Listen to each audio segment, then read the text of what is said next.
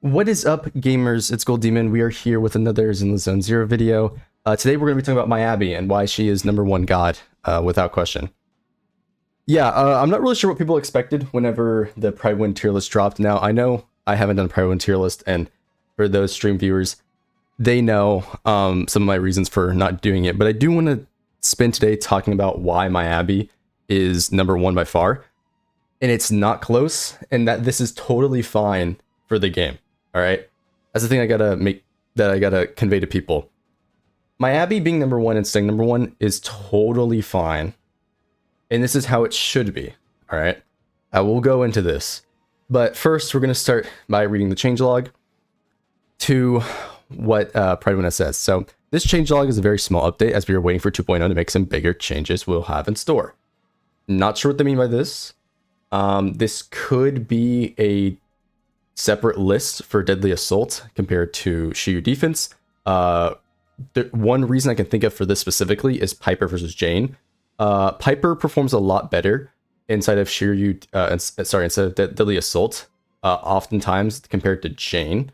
Whereas Jane performs better in Shiryu Defense because Jane has a really high, nuke damage, where Piper has the highest build-up rate of like any anomaly character. Because she can proc anomalies so many times, she often performs better inside of Deadly Assault than she would in other modes, right?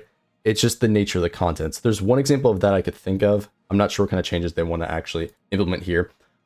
Stay tuned for those. We're open to feedback on our Discord server. Also, maybe I should join their Discord server and just start spamming at them and to not use usage rates, because that pisses me off, and that's one of the reasons why I didn't cover their list, despite the fact that it's literally free views, right? If you're interested in voicing your opinion on potential changes. And so, yeah, for Hugo, they added him to T.5. His performance seems like he lives up to other characters in this tier. However, Hugo himself hasn't shaken up the meta too much. With that being said, he has given more team flexibility to a certain stun agent before being Lycan has been moved back up to T.5. Lycan has always had amazing performance as a free-to-play option for Miyabi, and this specifically is one of the reasons why I would rate him so high, is because despite the fact that compared to the limited stunners, he doesn't have as much stuff going on, he still is arguably in Miyabi's best team, which is her Mono Ice team, right? That's her top 3 team, alongside Yanagi Astra and Lighter Lucy. As well as the fact that him, again, being an ice-centric stunner, now has 3 meta, or you could say 3 meta, right? If you want to include Ellen, which I am. But 3 limited DPS, and so he's got a wide coverage of what is, at this point, the majority of the game's elements. For like DPS characters, there's 3 ice DPS characters, right? Which is, in terms of right now, like how the game actually is pretty impactful. And also the fact that he can just work with Sakaku on like most other DPS setups. It's not ideal at all for them, but he does have some inherent flexibility that somebody like Koleda doesn't have, right? So yeah, like Lycan, despite that, and because he is buffing the some meta characters, he should be placed in T.5, but I would not be placing him in the same tier as Lighter. Lighter is just kind of built different, right? I'd consider Lighter pretty much the best stunner in the game at the minute. But, we'll probably get to that. It depends on where this video goes, to be honest. Sometimes even outperforming premium options in the right hands. This is true. In case you haven't seen it, right? Somebody was able to kill Bringer with a M0 Miyabi with Vaughn and Sakaku, right? So, again, the free-to-play team, he was able to kill Bringer in Deadly Assault. Very impressive. This is clearly reflected in performance data, and Hugo gives him more flexibility. This is true. He's also right now pretty much Hugo's best partner, right? Because of Ice Res down, right? He suffered from only having Ellen as an option beyond Miyabi teams. This is true, yeah. Ellen isn't the top meta character anymore, and so with Ellen being the only other option besides Miyabi, that would obviously restrict him, especially given that, as I said, the Sakaku pairing isn't ideal in all matchups, right? Because of how Sakaku works. With this newfound team options, Hugo, he warrants a rise back to T.5. Yep, I agree with this. I think that is extremely fair as well, considering the flexibility of the other the other stunners, and also how bad the other base stunners are, right? Which we'll get to. But for the main topic of this video, Hugo being worse than Miyabi. Did I expect this? Yes. Is it intentional? Yes. They are clearly balancing the game around Miyabi, and it's totally fine. If we have all these DPS be balanced, then people don't have to fear about wasting their pulls, because they know, for one, that their DPS is going to be good. And two, right, it keeps power creep in check by them intentionally balancing everything worse than Miyabi, right? So this is only beneficial for these free-to-play players. Now, paying players might be upset because they can't pull, shiny new DPS and have it be better than the DPS that came out like half a year ago. But it's like, I don't really think it matters. This game kind of suffers from like a team building problem, especially when you're starting out, and spamming power creep, kind of like how Honkai Impact did it, for example. Other gacha games are the way that people perceive Honkai Star Rail to power creep things would not be good on top of its already starting new player problem, right? And that's where a character like Miyabi is insane, because she is not only more flexible than every other DPS, she's also just doing more damage than every other DPS. And so if a new player like gets Miyabi, for example, they're going to have a lot better time and a lot easier time clearing content compared to pulling Hugo, and then guess what? You don't have 2 stunners to even run him, right? Because in case you don't know, his passive wants you to have multiple stunners to make full advantage of it.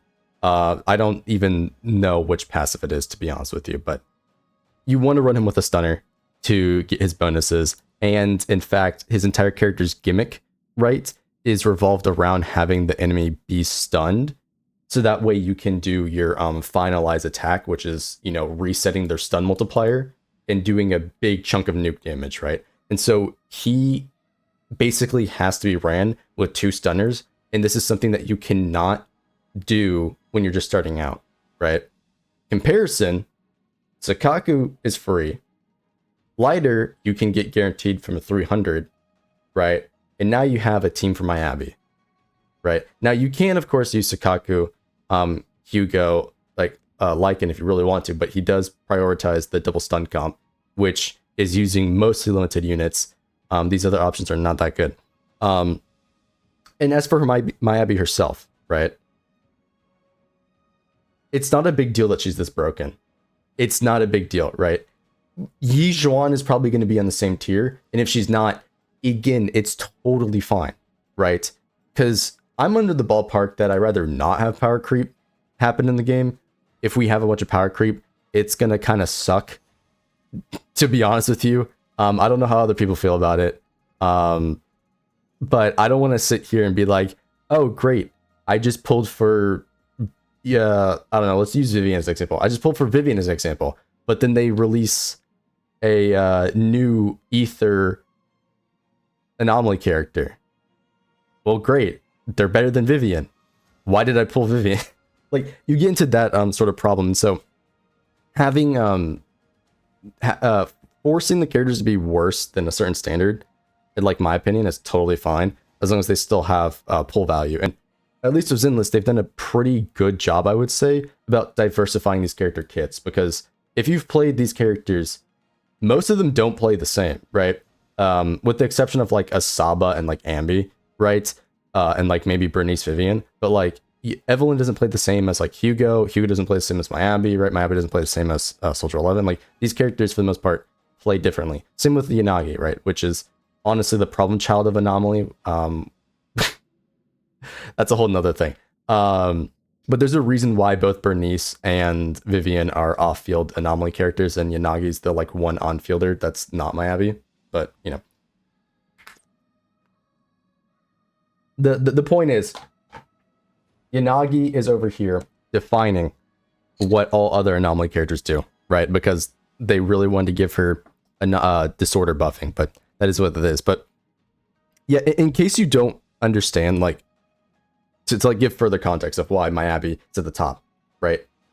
Nobody is doing what she does as easily and as good, right? She's already doing the most damage in the game. She's already super flexible working with most of the roster. And she's already super accessible and especially easy to play for everybody, right? If you take a look at New Evelette and Genshin Impact, right? Super easy to play. Does a ton of damage. Everybody ranks him as like best DPS in the game or damn near best DPS in the game, right? It's similar reasons for that, right? She's doing all this stuff while being easy to play, right? She, by far, is the only character in this game that even deserves to be up here. And to be honest, I'd make an argument that some of these characters should be put down, right? And it's not even like to glaze Miyabi. It's that I don't think those other characters are bringing as much, if that makes sense, right? Particularly like Bernice. I've been saying this since she's come out, right? And I think it's even more evident now that Vivian exists. But that's really here nor there. I think it's fair to put them here, right? Now, as for the other characters, right? Even having someone like Trigger, Ambi still needs a, you know, she still needs that a little bit more to really perform at, you know, this higher level. But it's totally fair to put her here.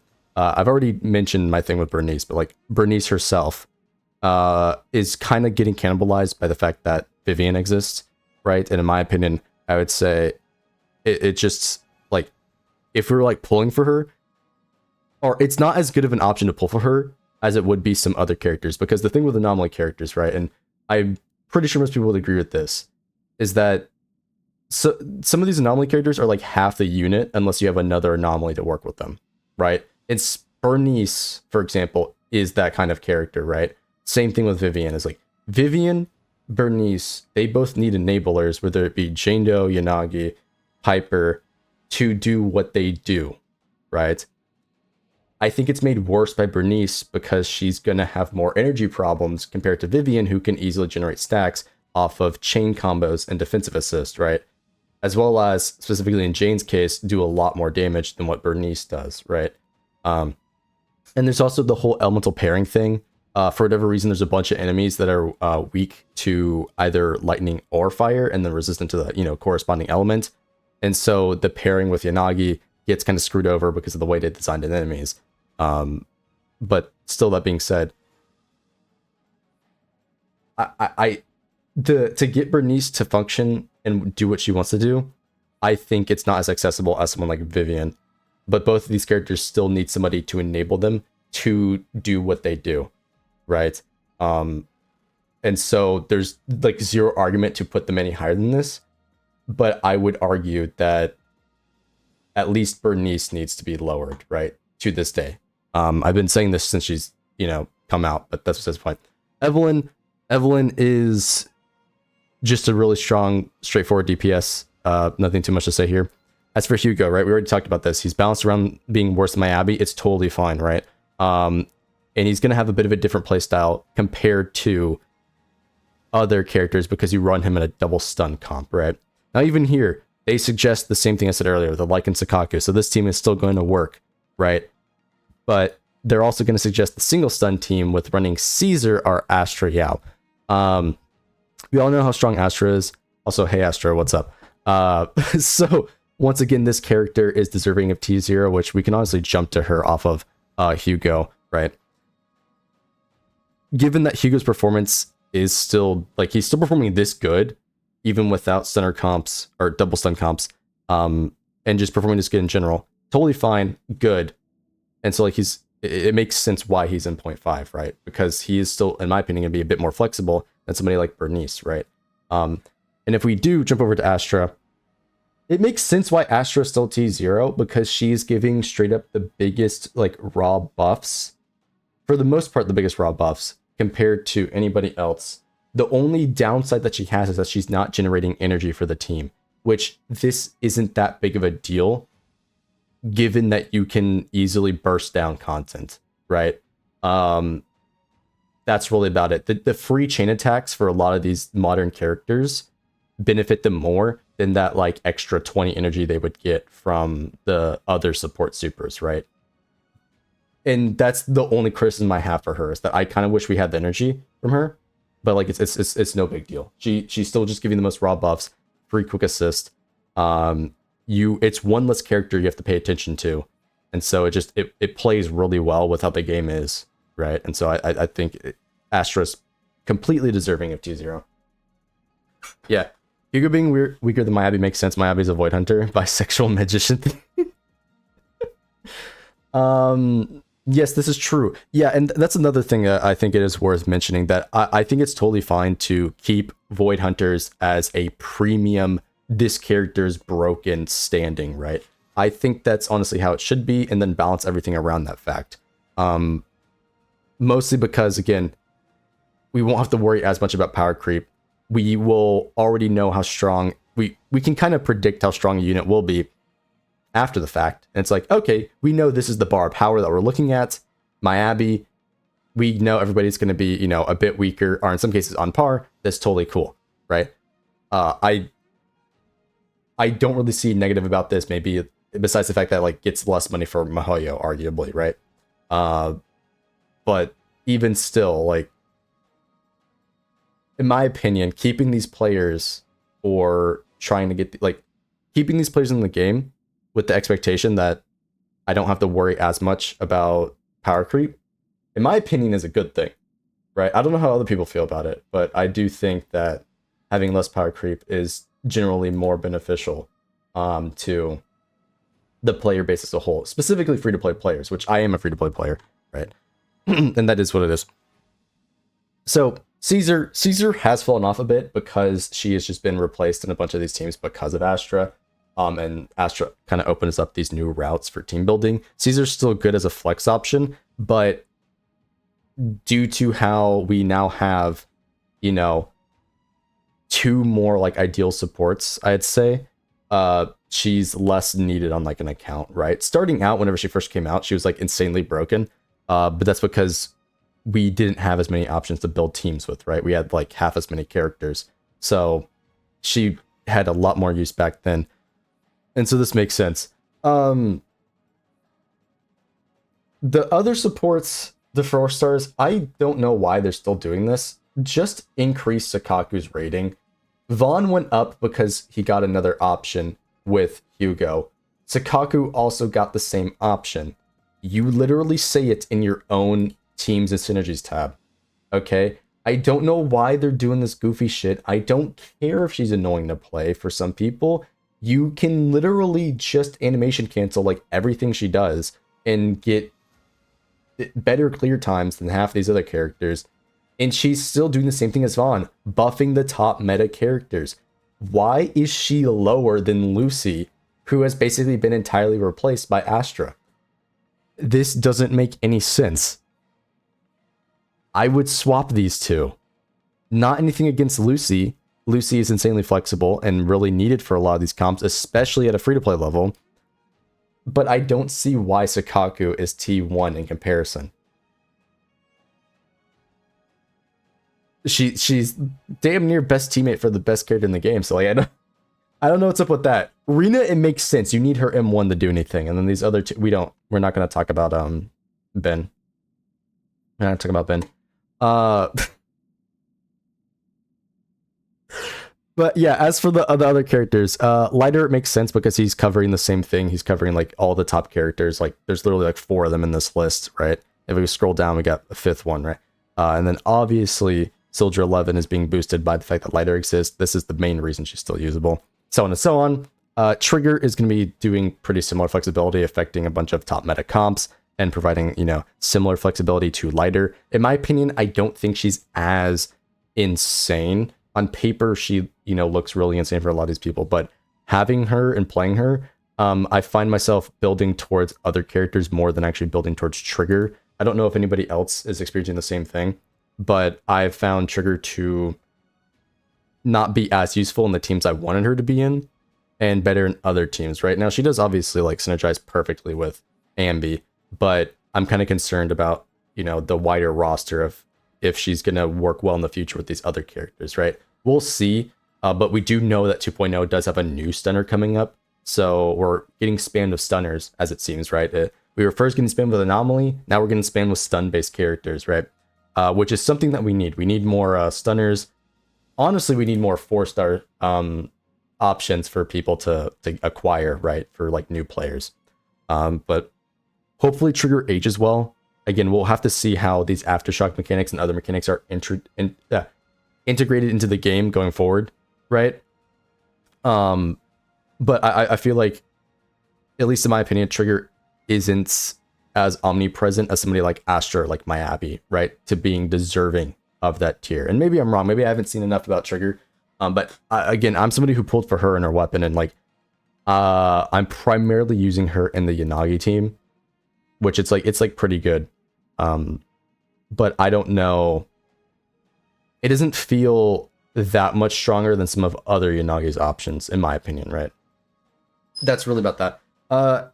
As per, like, since we've done this last time, which was probably like 1.0, Chingy's been dropped. Reason for this is because Chingy is a master of burst rotations, and their primary burst DPS, or well, it's actually going to now be Hugo, right? But it was G1, so Chingy's going to get a few more options with Hugo existing as a teammate, right? Not his best in slot, but she now has a couple more meta options besides G1 with burst rotations, right? And there were a few people that used her with Jane Doe, even though, in my opinion, Jane Doe before Vivian was better off as a hyper carry team with like Seth. Chingy has still got some pretty nice options nowadays, right? So it makes sense, right? I don't know if I want to talk about any other top tiers, because like it's been a while since I've done this, right? Obviously, I think a lot of things have changed. I've already mentioned Vivian, but Vivian does really need somebody else to enable her, right? As you can see here, she is put as a sub DPS instead of every other anomaly team. I don't know why they're recommending triple anomaly, but it is what it is. Vivian is really good as long as you have somebody to enable her. It's just the way anomalies are sort of designed is that they are kind of like half of a unit unless you have another one to enable them, right? Which, again, that's not really a knock against her, because we're going to look at her actual performance for a tier list rating, and I would rate her either here or like one down. I do think she's better than Bernice, so like I put her here and then like Bernice down. But yeah, Vivian is definitely a strong character and is boosting Jane Doe's viability, which we always love. We love Jane Doe, so we love to see Jane Doe getting glazed any second possible, right? That's what about that. And then Yanagi, the problem child of Anomaly. She basically defines what all other Anomaly characters can exist as, kind of like how Acheron defines all the Anomaly characters. I'd say she's more like Kafka in terms of how she's the enabler for that disorder playstyle, or the primary disorder playstyle, right? As for Bernice is like Black Swan getting power corrupt by a later dot unit, but it's besides the point. They're all good. But yeah, that being said, Ambi, Evelyn, Hugo, Vivian are all post Miyabi DPS, right? As per what I started this video. This is totally fine, right? In my opinion, I don't think they should be power creeping majorly in 2.0. Now, here's the thing. Maybe the new featured character does power creep like crazy. That's going to kind of suck for people who don't want her, because there has been a mixed response, right? But if they keep her around the same level, then we'll be fine, right? We don't want to see a scenario like I've been saying, where power creep gets so bad that it's becoming unplayable for newer players that already have, you know, some filters getting into this game, right? It gives them a negative experience, and we don't want that. We want to avoid doing that, right? That's gonna be an issue if somebody comes in the game. They're like, oh, I'm gonna pull this new character. Oh, well, now I have nobody to use them with. And if it's, you know, like a certain character, like a rerun character, for example, they're like, oh, great, they've been power crept. This character sucks, blah, blah, blah. And so I think it's nice for the game that we avoid that. And once again, Miyabi is sort of like the gold standard of the DPS. It's like, this is where we're keeping the power bar. We're putting everybody else around the same level, right? I think that's fair, and just beneficial for the game overall.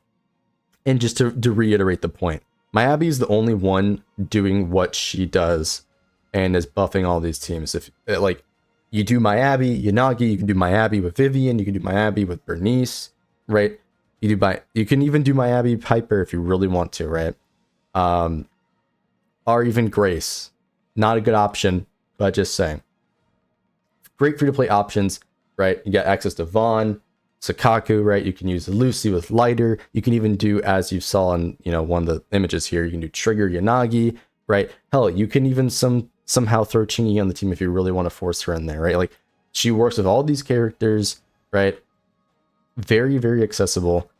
Hell, Caesar, Astriel, Nicole, even if you do like double ether, like this character is just insanely flexible and is doing everything better than everybody else, right? Without question. Her special frost attribute, right, functions differently than actual frost. You get a lot more value out of it for anomaly based teams than you would regular ice elements. And now we're getting another character that also has a, altered element, right?